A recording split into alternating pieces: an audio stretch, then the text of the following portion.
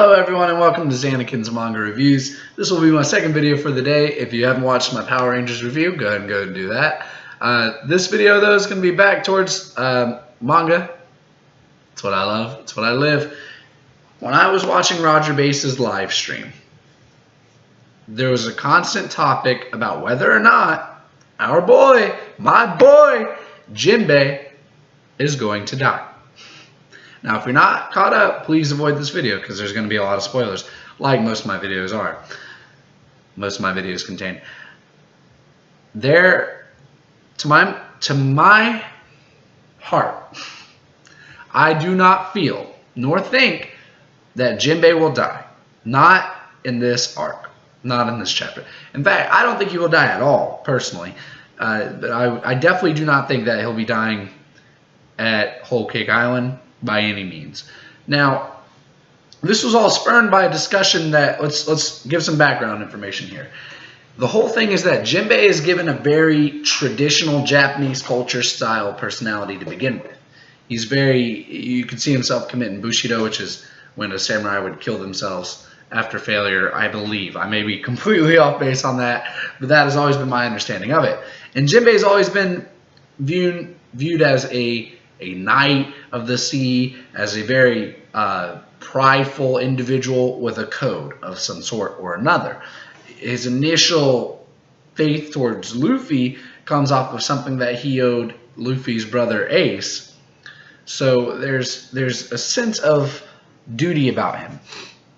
And a lot of people saw this discussion with Aladdin, who's now going to take over the Sun Pirates, and he says that he's willing to give his life for Luffy and that he believes that it may happen whenever.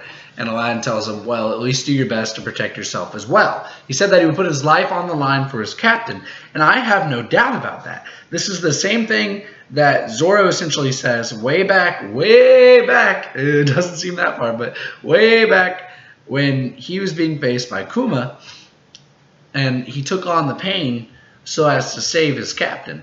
Zoro was fully understanding that he might die right then and there, but Zoro did not die, and Zoro will not die. It's a lot of people in the comment section, it's short-sighted.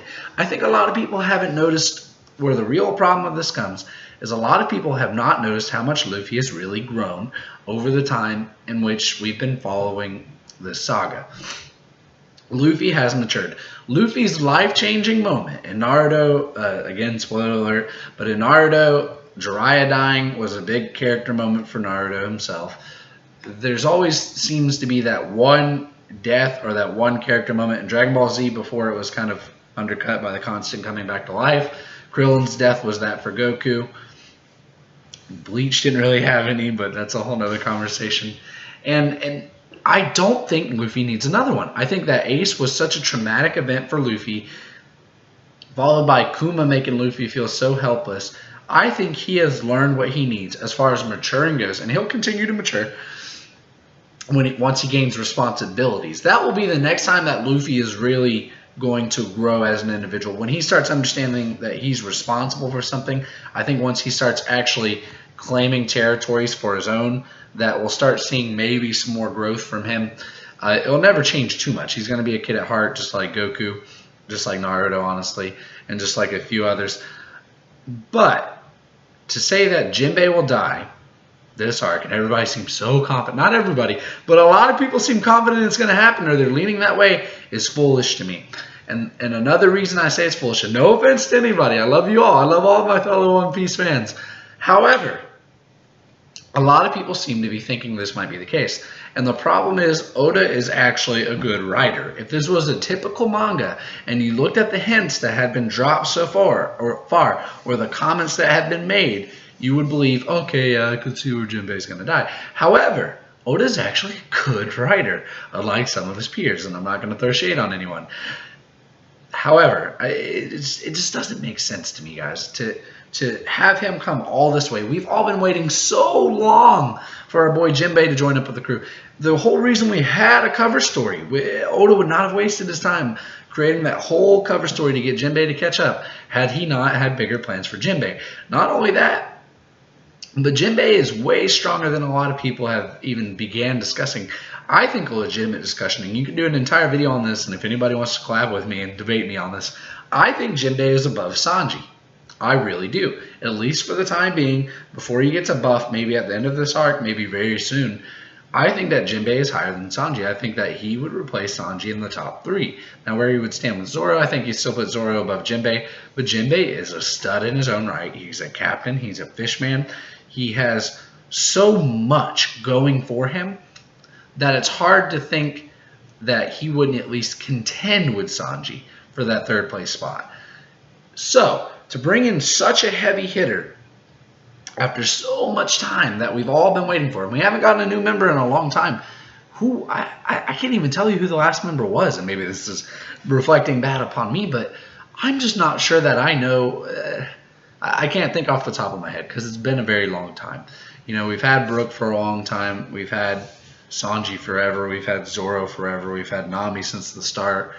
We've had Usopp almost since the start. We've had Robin way back with CP9. We got Frankie around the same time. We had Chopper. It's been a very long time since we've had a member. I think that adding Jinbe is going to happen. I think he'll make it through this arc, and that's when he'll officially join the crew. I think maybe we get some others, my boy Caesar or my girl Carrot. We'll see. But this arc is not going to end with Jinbe's death. And let's make a 3-pronged argument. So this video isn't just rambling, and I'm sorry that I might have rambled so far. But here are the 3 key reasons, at least the 3 reasons, that we will not see Jinbe die in this arc. And the first is kind of what I've said already. There's been way too much buildup up to this moment as far as getting Jinbe to be a part of the Straw Hat crew. Ever since Marineford, this has been destined to happen. From the very moment that he scooped up Luffy's body, we all knew or felt that Jinbe should or would join the Straw Hat crew. So that is years that we've been waiting. Real lifetime years, not manga years, which actually go by way slower. That's my first reason. Between the cover story, the amount of time we've been waiting, the timing, the setup, everything else, there's no sense in Jinbe dying in this arc. There's nothing gained.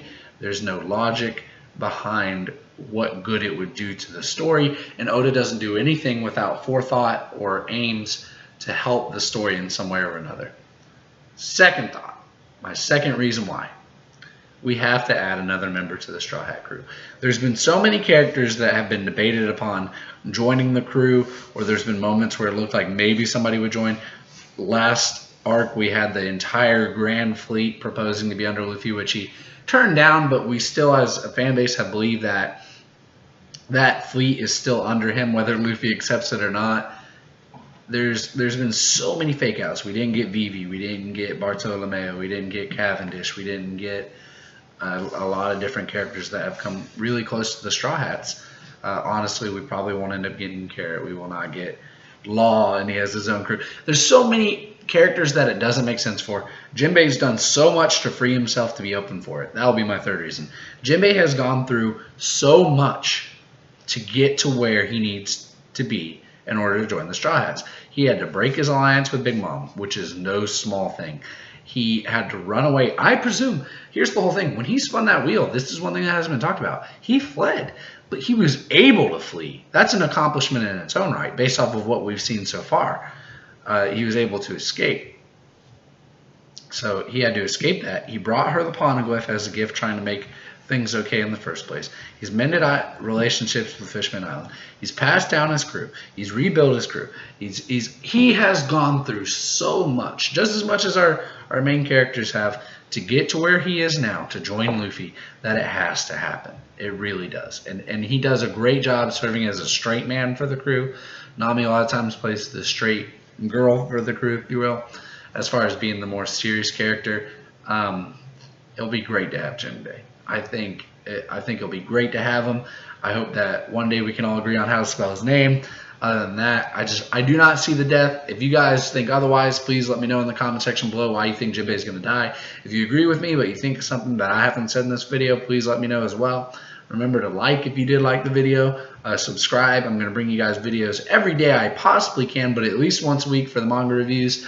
And let me know what you guys think. If you want me to do more theories below, just let me know, guys. And again, follow me on Twitter. Zanekin Mangaka is the Twitter. And yeah, don't forget, I have my giveaway at 100 subscribers, so please share this video with your friends. Make sure that you subscribe. Have a good day and stay awesome.